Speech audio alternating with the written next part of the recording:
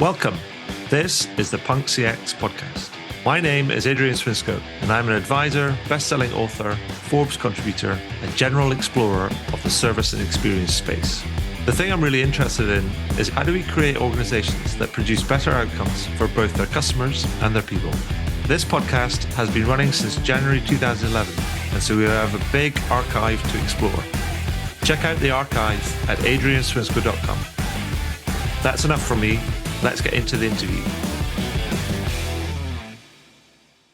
So welcome to the next edition of the Punk CX podcast. With me today, I have Alex Levin, who is the CEO and co-founder of Regal.io. Hi, Alex. How are you doing? I'm great. Thank you for having me. You're very welcome. Now, for the listeners who are not familiar with your work, and people also maybe can read the highlights and all that sort of like good stuff, can you tell me a bit about you? Give me a thumbnail sketch on you and the work that you do. Sure. So I don't know how far back you want me to go, but I was at the beginning. Start at the beginning. Yeah. And then before this, my co-founder and I were both at the largest home services provider in the world, a company called Angie. That owns Angie's List, Home Advisor, these big brands. And we come more from a product and marketing background, but we ended up running the contact center as well, which was a rude awakening to the reality of contact centers. And ultimately, decided we weren't very happy with legacy contact center software and left and started Regal. And we focus on particularly more considered services. So things like healthcare, insurance, education, home services, not retail. Yeah. So everyone shops online, fine. But what's happening is now everyone expects the rest of their life to be online. And those things are a little more complicated, where the human touch, the personal touch was always a very big part of it. And particularly, I'd say there's three things that we care about. One is, how do we use what we know about the customer to personalize every interaction, to perfect every interaction? Because too many contact centers are still treating everybody the same and proud of it. Two, we are very, very long voice AI agents. So we have AI agents in general, but particularly we're proud of what we've done in voice AI agents to supplement what humans are doing. And, we think that, that's really going to be a resurgence. There's going to be more and more use of voice in contact centers as the cost comes down and the quality goes up. And then third, a lot of what we do is give contact centers the tools to test and learn and try new things. Too many contact centers are stuck in a mode of set it and forget it. And they're afraid to touch it, it's going to break. So what do we sell? Like, technically, we sell a CCaaS solution so they can replace their entire CCaaS solution. And then we really come in and sell, for some customers, just an AI agent solution with the full operating system for AI agents. And, that does not require replacing their CCaaS. So both are sort of equally good sort of first options. Depends really what our customers' needs are. So today, we have hundreds of customers using us across all these industries, mostly I'd say mid-market and enterprise. Like, we don't work with very small customers. And, part of what's fun is, we get to see really all the innovative things they're doing with our product. And it's great, because ultimately this means it's a better experience for the end customer. And in our industries, the end customer is, buying a new house. Yeah. Worrying about a, loved one who has a health problem, trying to figure out their new education. So these are life's really important moments. So what also really motivates my co-founder and I is, beyond just the technology, like the opportunity to create these really magical experiences as these industries move online. Still sort of treating millions of customers like one in a million. Perfect. I really like the sort of second thing that you said, because actually at the time of recording, which is mid-late sort of like December, I've just published my annual curated predictions kind of piece on Forbes. And one of the big themes that came out of that was that voice as a customer engagement channel was going to make a big kind of like step into the limelight again as a much maligned sort of thing. And that's all to do with advances in voice AI models and all these different sort of things. So this is more sort of context and background to that. But so that's great to hear. But I wanted to go back to. I'm sure you made this argument already, but I was at a dinner with friends the other day, and I made this point. I said, "Look, voice is coming back," and they gave me a strange look. I said, guys, let's break this down a little bit. So why do you think your companies you're working with are sending you to self-serve and text? They go, because I love text, right? And they go, it's because it's cheaper for them. Like, they are saving money by directing to self-serve and text. Sure. Now, Where there's sort of a simple pencil sale, that's probably fine. But when it's something about your health, like that's probably not actually the interaction that people want. And when we interview people, over 65% prefer to have a voice conversation. And what I think is going to happen is as the cost of AI voice agents brings down the cost of voice and it's no longer a prohibitively expensive channel, brands are going to realize they don't have to push everybody to text. And actually, it's not going to be a phone call. You're just going to open up the app for, whatever, Airbnb and say, hey, like I really need to change my booking, or, there's two more people coming, or, hey, I'm trying to figure out how to get into this house. And it's going to talk back to you. Sure. And so why would you ever waste time texting when you can talk faster?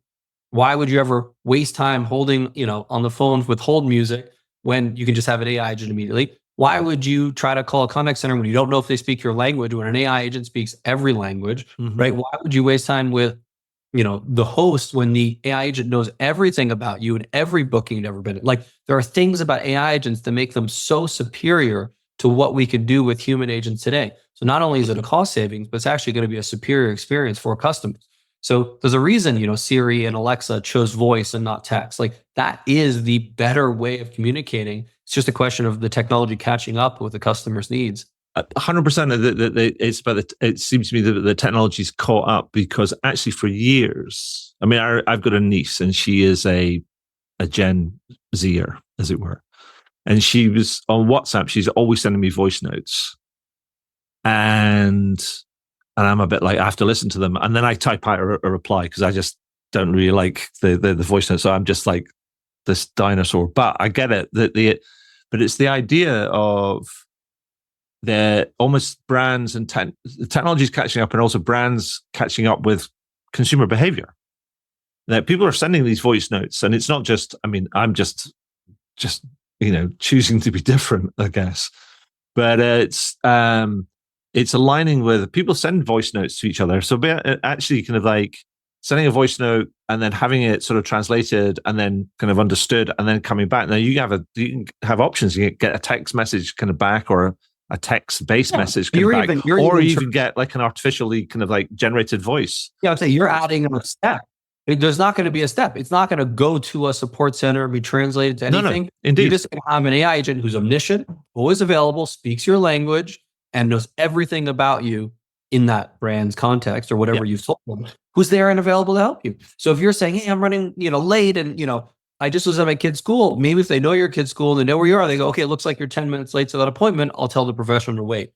That's the type of interaction that we're looking to have. Yeah. And, upon a time, 50 years ago, when there were small businesses in little towns, that's what they could do. They knew everything about you. Mm-hmm. And look, the internet is great. It's brought scale and brought down prices and all kinds of things, but we've lost that ability to treat customers like human beings.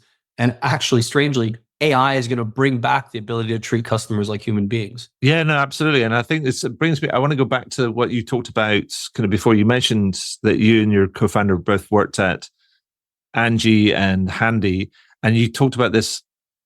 I mean, I want to go back to the origin of the story, and that where you kind of like talked about, you experienced the limitations of traditional outreach models. Yeah. And so I just wanted to kind of help me understand kind of what you meant by that, what you experienced, so then we can understand the kind of the arc. I was not from the contact center world. I was, running a part of the business, and the folks in the contact center basically were telling me, look, contact center is a cost center. We're going to keep bringing down the interactions, keep moving it to self-serve. And like, look, I was on the product side. So my job, sometimes was to make self-serve experiences and get rid of contact center interactions. And it felt like a smart thing to do. And then every time we knocked out a customer interaction, my P&L would drop, my revenue would drop. Mm-hmm. Knock out another one, revenue would drop. And I was like, wait a second. I thought contact centers were a cost center. How come when I knock out the interaction, my revenue goes down? Like, maybe they have something to do with revenue. And that was that first eye-opening moment where I started getting more involved and saying, look, the customer experience is not about how do you create self-serve only. It's about how do you create the best experience for the customer across the product, across the contact center, across everything that they're experiencing. And we started finding that there were certain touches, certain interactions, which were very revenue driving. Mm-hmm. That's when I started digging into it and finding out things like, look, the contact center is intentionally trying to treat everybody the same. I'm going to go, wait a second. In marketing, years ago, we stopped doing that. Like, we use everything we know about you to specifically try to not treat you the same as the next person. They intentionally try to, like I said, move you to self-serve, move you to email or text because that's cheaper. Well, I don't know. Was that actually good, or are you just doing it to reduce costs? Like if you reduce costs and the revenue goes down more, that's a bad outcome, not a good outcome. They weren't looking at it that way. And anytime I wanted to start trying things as a marketer, I'd say, hey, let's try doing this slightly differently. They go, oh, no, no, no. It's all held together with duct tape and wire. And if we change something, it might break, I'm going to be fired. Like, okay, like they can't operate that way. We can't possibly be in a company that's doing 2 million new customers sort of a month that's worried about breaking something and won't improve the customer experience. So, I actually went to I've been on Talkdesk, NICE, Genesis, Five9. I won't pick out one, but I went to the contact center at the time with their executives and they said, guys, we're a pretty big account for you, tens of millions of dollars a year. Let's work together and improve these things. And they told me to pound sand. They said, look, voice is dying. Contact centers are call center. That's what all of our customers are telling us. We're not going to help you, do more calls with your customers. And obviously we started Regal. The irony is now I go back and I meet with some of those executives and they go, Alex, actually you were right. Turned out in retail, it may be true that voice is dying and it's less important, but all these other industries that you guys focus on, customers come to us and they say voice is important and they want more tools. And so now they're stuck in the wrong technology stack. So the joke we sometimes use is you don't want to be using technology that's older than your agents. And a lot of companies are, right? They're stuck in a technology stack that was built for yesteryear and doesn't have the capabilities that a modern consumer expects. Yeah, and I think it's no, absolutely. I mean, there's other people that are playing in that sort of, as you said earlier, the considered purchase sort of like space, and how they, you'd expect a different sort of experience, and I think that's really kind of interesting because there's also a part of kind of what you were doing, which started, I think, when it's more of an outreach rather than an inbound sort of thing, and you've got a product line which is called, was it branded caller ID? Yeah, one of the things we noticed was that a lot of the contact center's job was seen as sitting back and waiting. Right. Well, the customer will contact us if they need something. And it's just not true. When we go interview customers, think, oh, there was all these things that I forgot to contact you and I figured you couldn't help me anyway. So instead, we started proactively reaching out to people. So somebody would come in looking for a fence installation and something looked weird in the way they had sort of put in the inquiry, or maybe they didn't, connect with the pro right away. So we called them and say, hey, we're, Angie's List, or we're Andy, and we see you're looking for fence installations. Tell us more. And we'd learn stuff, and it would build trust, and it would actually help get that customer over the line and convert. So proactively deciding when there were high value opportunities that was worth going and sort of engaging with and spending money on was really a big winner. And it didn't work every time, but all that we cared about is overall, was the ROI good? For every dollar we put into those outbound calls, were we getting $2 back?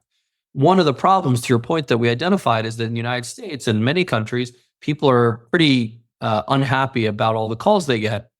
And so they wouldn't answer. Even times where we'd email them, say, hey, we really want to talk to you. And then they would respond, look, you guys never called me. I don't know what's going on.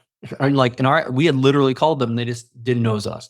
So early on, one of the technologies that I sort of got us at Regal into was the ability to work with the cell carriers to change an unknown number to actually be the brand name. Yeah. Now, it is now a pretty widely available technology. I like to advertise the fact that we were first to do it with all the carriers, and we definitely understand it well. But it's just an example of the type of innovation that we bring to our customers. That's not old hat. Yeah. But we're constantly working on, so as an example now, some new things with AI agents that no one else is doing. And we can bring that to our customers so that they have a competitive advantage over their competitors. I mean, it's perfect, because I know exactly what you mean about that sort of branded sort of thing where you get like a blocked ID or this kind of random number from somewhere.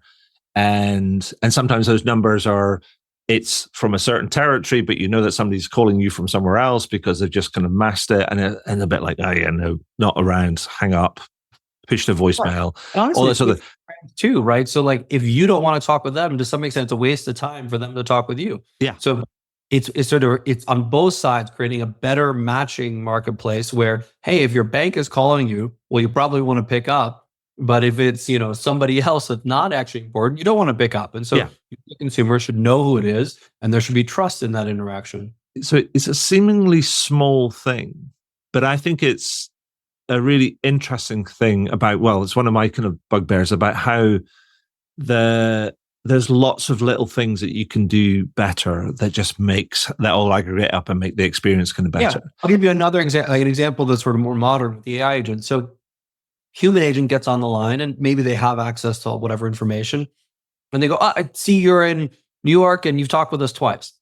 An AI agent with the same information go, oh, looks like the Giants won last night. You must be a fan as you're from, New York. And like, I see you talked with Sally last week about these three things. And, don't worry, I've got that covered. I already did it for you.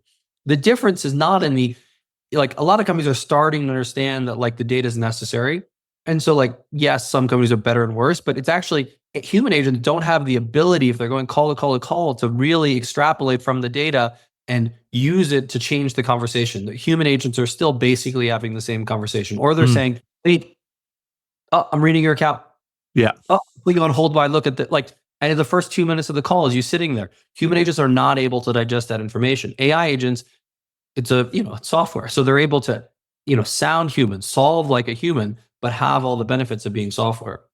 And so, that's all kind of brilliant. I mean, as I say, I think some of these smaller things, are just kind of have a massive impact. I mean, but I wonder if you can give me a couple of examples of kind of brands that you're working with that are in that sort of considered sort of purchase sort of like space about what you're doing and how they're benefiting from that, just to bring this to life. Because for many people, it's going to be a bit like they're in that contact center space and they're going down the road and then they've been told for years, if not decades, that it's a cost center, voice is dying, forget it. It's all about this text-based sort of like stuff. And you're like going, no, U-turn.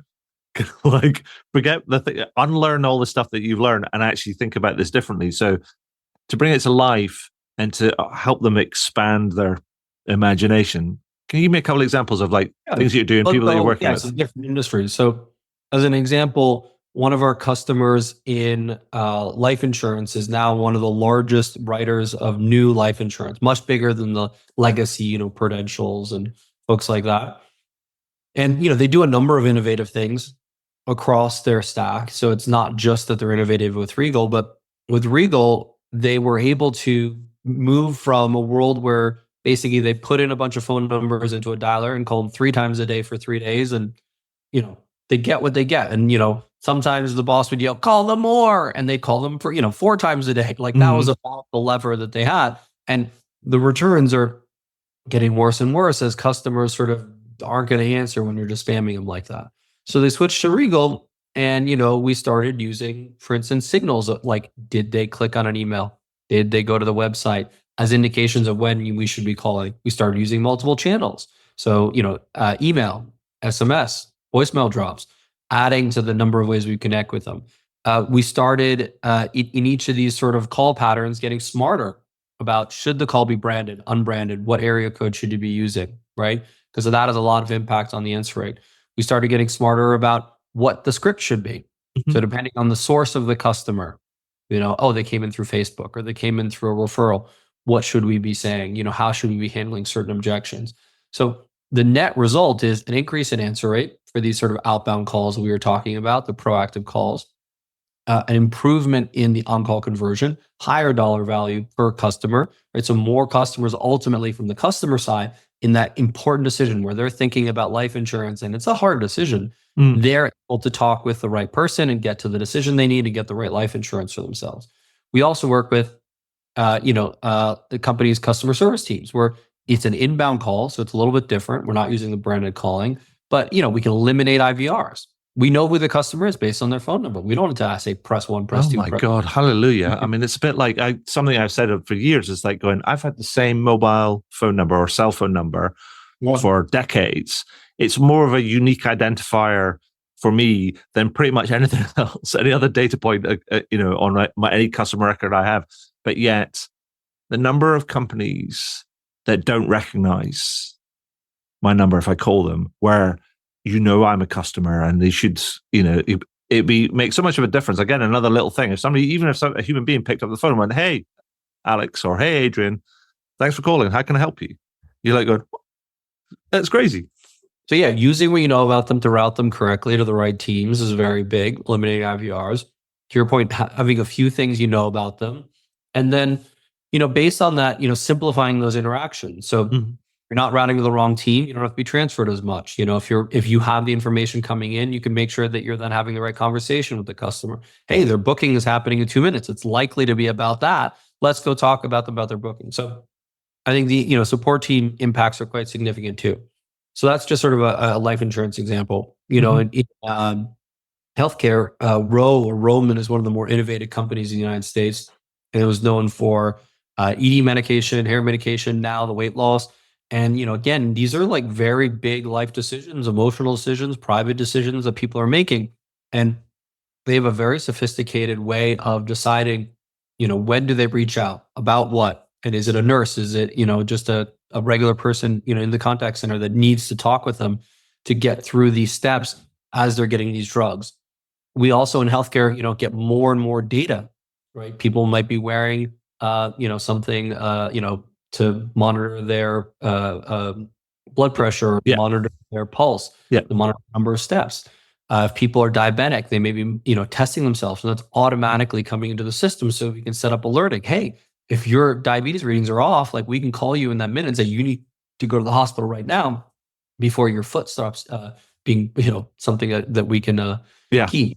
So I think, the explosion in healthcare, the explosion of data and the small amount that particularly Americans see doctors, it's like 2 minutes a year, means that you really need technology systems to fill this gap and help companies be better stewards of their customers, healthcare. Yeah. In education, as an example, we work with a lot of these very major universities in the United States who are going through improving their admissions programs. Mhm. So they really care about making sure that everybody get access to education, not just the ones who happen to have gone to the best high schools and happen to have access to everything. And outreach or being good at sort of the inbound and engaging with those students is a critical part of that, because otherwise people get left to the side. Maybe they filled out a form wrong, maybe they didn't complete the last step, and you can massively help those people get through the process of admissions and make sure that they feel like they could really succeed in that university, whether it's Georgetown or UT or whatever it may be. So Yeah. these are examples where, to what we were talking about before, voice matters so much. Doesn't have to be human, it can be AI, but voice matters so much. And it's such a huge way of improving the experience your customers have. Yeah, no, I think it's right. And I think the thing that it builds to all sorts of different things, different contexts, different behaviors.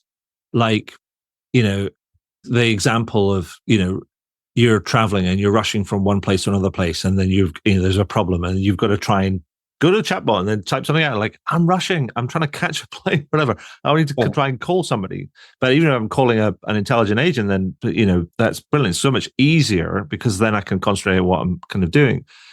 But I also think that it also speaks to this idea that particularly more complex things like, say, life insurance or healthcare or whatever it might be, some people are just not great at expressing themselves through writing, and it's easier for them just to kind of talk and then to be understood that way. The emotion, right, involved in voice is so critical. Mm-hmm. Because you can tell how much people care about something or don't care, how much nervousness there is or not. And that's something that isn't well communicated in text. So not only can you speak faster than you type, but you can express much more in that voice than you can with text. Yeah, but I think the other thing I saw that you, which I wanted you to sort of to explore with you, was you thought, given the advancement of the technology catching up and voice stepping back into the limelight and offering incredible value to many brands in new ways, you also kind of have predicted that you believe by 2035, the majority of contact center interactions will be autonomous. And so, the reality is, I think the best brands within 2 or 3 years, 90% of their interactions will be handled by autonomous AI agents. It's the laggards that are going to take 10 years. But I was talking with somebody the other day, and they were going, "Oh yeah, I believe in choice. Like customers should have the choice between AI agents and human agents." And I'm going, "Great, I'm glad you're already thinking AI agents, but this isn't going to be choice. This is just going to be like." It's going to be so much better for the customer to have AI agents and so much cheaper for the companies. It's just going to be obvious. Like, it's going to be everything. The choice where it comes, I think, actually is going to be in, are you going to pay for a brand to use a higher end LLM and voice. So what I mean by that is there's huge variety still in the quality of the underlying tech LLMs and voices, and a brand could choose to spend X on the AI agent that's interacting with you. It's not as bad, but it's not as good. And you as a consumer may say, you know what, I'm willing to pay the extra, whatever, X dollars a month. And I don't know if you're going to pay per brand or you're going to somehow pay like a company like Regal to know that like you're willing to pay. I don't know how exactly it's going to work, but yeah, like as a consumer, I would much rather pay for the higher end AI, LLM models and voices so that every brand I interact with, whether it's Patagonia or United, I know I can pick up the app and talk with the agent that knows everything about me and they can do that stuff for me. So that isn't, that choice will exist, but it's all going to be an AI agent. It's like they're the worst they ever will be today. And they're improving at just a shocking rate. Right. So you think it's going to get to 90%, but it might be kind of held back by some of the laggards. And we all know that, the change often takes longer than we think because of all sorts of different kind of like reasons. But what's going to be left? What are people going to be focusing on? Yeah, for sure. So the job in a contact center is going to completely change from being one of, how do I hire and just keep people aligned and make sure they do the things like, I'm telling them to do, to one more like a marketer. So you're going to have to be responsible for understanding technology, understanding data, creating new campaigns, whether it's inbound or outbound, right? Hey, I have a new script or a new idea that I want to test. Let's create this new way of doing things. Executing that in a set of tools. Coming in every day and looking at the performance, meaning what happened in all the calls. What were the objections I didn't think of? What were the ones that resulted in the best outcomes? What were the ones that resulted in the worst outcomes? Okay, now I'm going to edit the AI agent, right? Yeah. So that's called prompt engineering. I'm going to do prompt engineering. It's not real computer science. It's like all in text and drag and drop, but still. And then, instead of one manager for every 20 human agents, you're probably going to have, one manager for every 5. You're going to have more managers because the leverage you're going to get from managers is going to be much greater, right? One very good manager who knows how to be a good prompt engineer and do these things will improve the quality of your customer support astronomically. Like as an example, maybe what they do is they figure out that, you're selling food product and some percentage of people who are, in there are really looking for a different product, and they help your product team then innovate and create a new product. And then you go back to all the people that were interested in that and you sell it to them, and now you have a new revenue line. That's what you're going to get out of people in the contact center. It's not going to be, oh, this is a cost center, just make sure you leave them in the back corner, which sometimes people in contact centers feel like that's what's happening. Sure. They're going to be the front line, much like a marketing team. They're going to be very sought after, very highly paid. So I think for people in the contact center, it's an opportunity to learn these new technology stacks and start the sort of new operating model. So we think of our tool very much as a operating system around AI agents in the same way you might have learned Windows or Mac or, iPhone, like that is an operating system. And now you know how to use all the things in it. The people who are great in contact centers will learn this new paradigm. And so given that you said about these new contact center roles, and they'd be almost like composing, creating, finding, instigating new campaigns, as it were. I can think about kind of the people that are marketeers in the audience, kind of like slightly twitching and going, they can't do that without kind of our sort of like approval. And but thinking about what you were saying, I was like wondering if naturally the contact center or that sort of operation around insights and analytics and setting up campaigns and managing the interactions and so on and so forth, does that mean that their natural home is going to end up under the CMO? Yeah, a lot of companies are already starting to have one leader that owns both marketing and contact center, because even if they don't realize it yet, like the people in the contact center are a huge part of the customer experience. Sure, of course. In the same way, it's funny that you're right, that the marketers will go bananas when they find out that the AI agent has a script. What do you think is happening today? You have millions of human interactions that are happening where that is a touch point. And just because it's not something you could go into a product and like update doesn't mean it's not happening. Mm-hmm. And so the fact that marketing teams haven't been aware of it as a problem, and it'll be better once they are aligned. Now, it won't be marketing telling contact center what to do. To the contrary, like it'll be marketing, which have their own set of tools and are doing one set of things. And it'll be the customer service teams, whatever that looks like in the future, that also have a first place, within the company and are no longer relegated to the back, who are equals, who are both working with budgets to drive incremental outcomes. So Yeah. in the past, marketing had lots of fun budget and CS was told you have no budget, reduce time. It won't be that anymore. Both teams will be given experimental budgets to figure out what drives better outcomes for the company and for customers. I think that's, I think that I completely agree with that. And it actually, going back to the predictions piece that I put out, one of the other predictions was that the contact center is going to, it's always been thus, but it's been the biggest and the fastest growing real-time database of what's going on with your customer base across any organization. And they're going to step into the limelight and go, oh, they'll be for the enlightened brands will be the ones people, we should be tapping into this, and it should be feeding into marketing and products and operations and everything else. It's on the line, with an auto seller and says, hey, I'm really interested in, replacing my SUV. When they go to your site, show them SUVs, don't show them sedans. So now that connection isn't there, right? Contact center software, legacy software does not even pull in that data. They don't even know about it, let alone have a place to store it. And there's no connection back to the marketing stack. Yeah. So a lot of what we work on with companies, it's your point, is starting to look at how you use all this data to personalize the interactions, not just in the contact center, but across the customer lifecycle. So, I mean, that's kind of brilliant. I think it's exciting. And thank goodness that the contact center and customer service and support, just in general, is going to feel like they're in for a bit of a reprieve. Or like, you were forgotten about. To transform the role and raise salaries dramatically. Because again, instead of being seen as a cost center, it's going to be an opportunity for the people that invest in themselves to really demonstrate the value to the organization.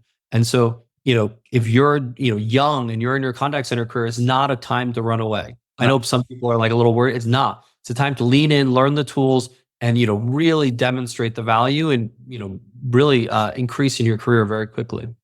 Well said, thank you. So let's look forward a little bit. Now, we talked about some big changes, but are there other sort of like technologies, trends that you're seeing that you think are going to drive and shape the future of experience?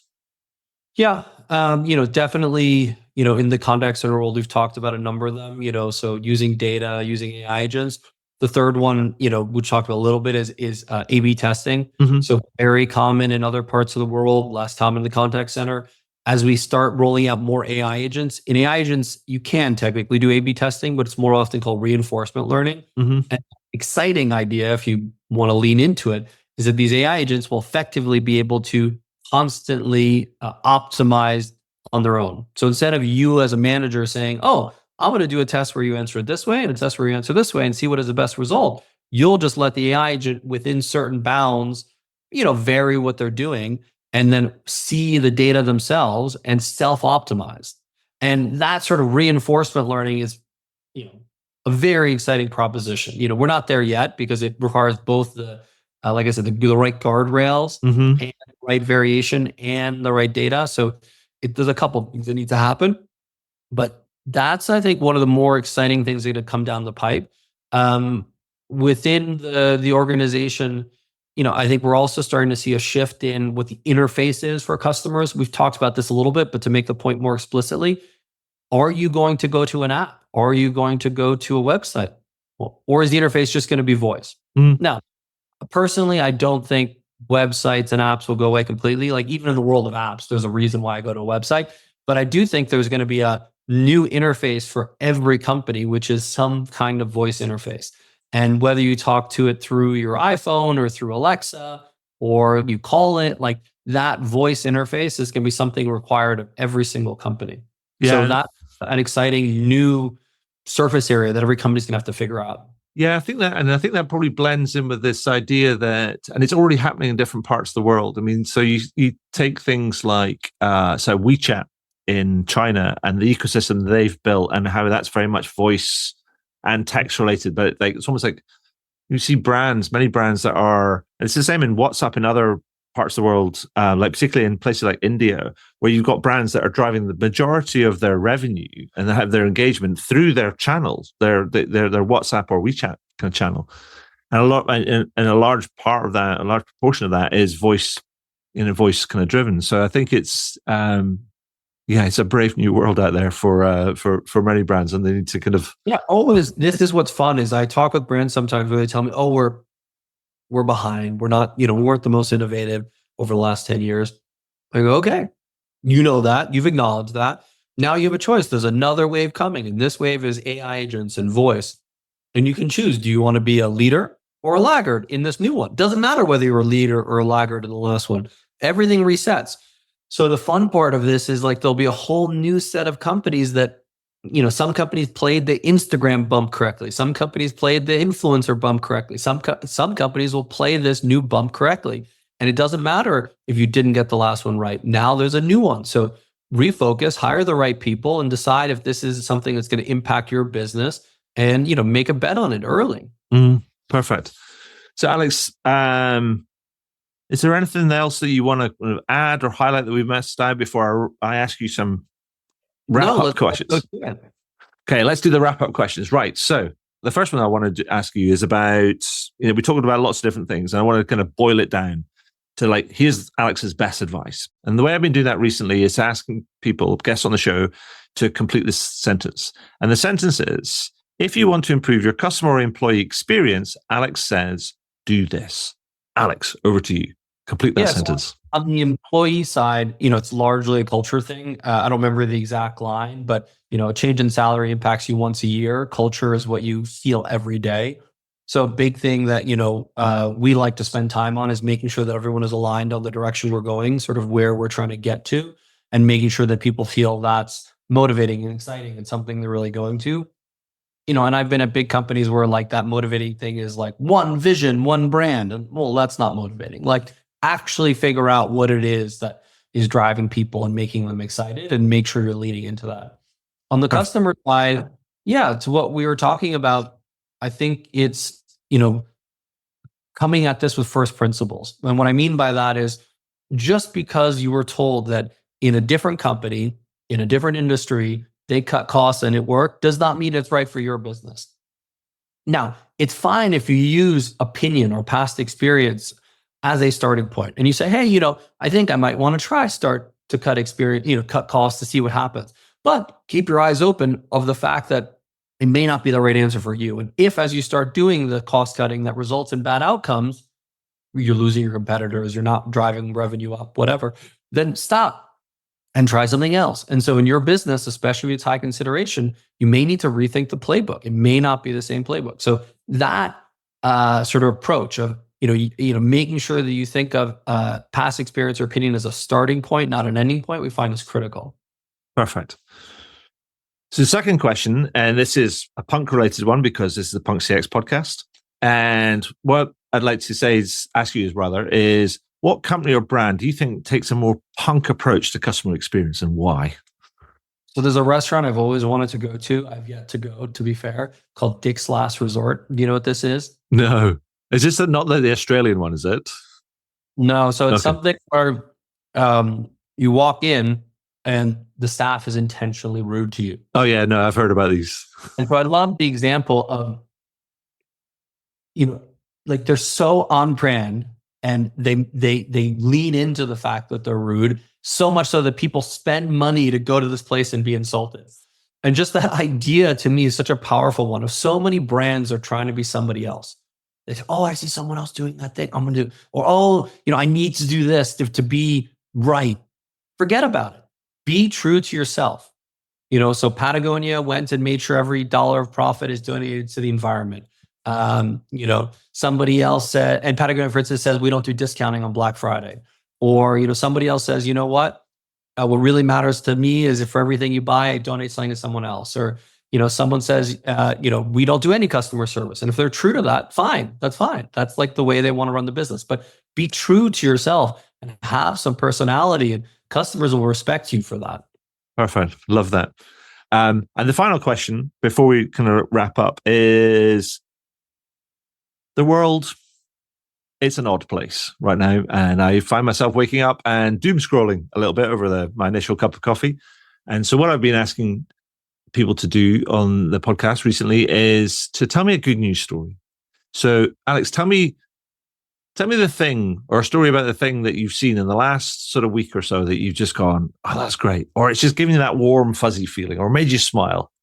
Well, I'll give you two different stories. So one on the business side is I was predicting that budgets in 2025 would be flat and people would wait until in the United States, the new president came in and saw what policies were enacted or not.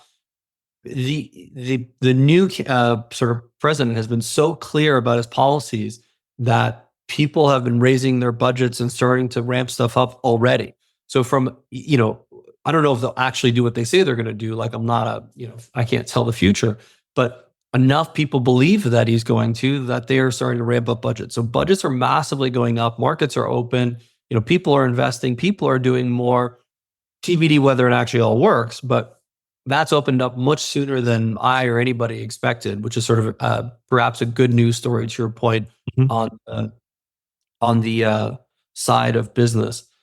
On a personal side, I look at one of the sort of things that I think is exciting is I have little kids and I get to look at what they're coming into, and I know some people are very pro whatever no devices in school, and I get that, but at the same time I see already the amount of stuff we're able to learn and understand at this age is shocking to me. I have my 6-year-old coming up to me and asking me about concepts that I never understood at that age because they have access to an iPad, they have access to these things, and they're able to now navigate them. So yeah, I'm not recommending, iPhones in school. I think that's terrible still. But the fact that the new generation has access to ChatGPT, has access to internet from Go, I think will actually result in their ability to do much more interesting things than we could. In the same way, I look back at my parents' generation, and when they started working, if they wanted to look something up, they went to the library. If they wanted to talk to somebody, it was like a telex. If you even know what a telex, it's like a ticker tape coming off in the other end of the world. That's where they started. So I think just I'm very optimistic about the ability of the next generation to leverage technology to do great things. And like I said, I see it already in a 6-year-old who has a higher command of technology than I did probably in college. Sure. Well, that's brilliant. I love that. So Alex, that's all I have for today. I just want to say thank you for sharing your time, your insight, your expertise with me today. I look forward to tracking your kind of progress and seeing voice make a comeback and contact centers kind of getting all the glory that they deserve. But just, finally, thank you for sharing some time with me today. That's been awesome. Thank you for having me. Wow, what a great interview. I hope you enjoyed it. I know I did. Find out more about me and the work that I do at adrianswinscoe.com. Do leave a review on your favorite podcast platform. And if you have any comments, feedback, or questions about the podcast, then feel free to send me a message to podcast@adrianswinscoe.com. Do tune in again. Thanks very much.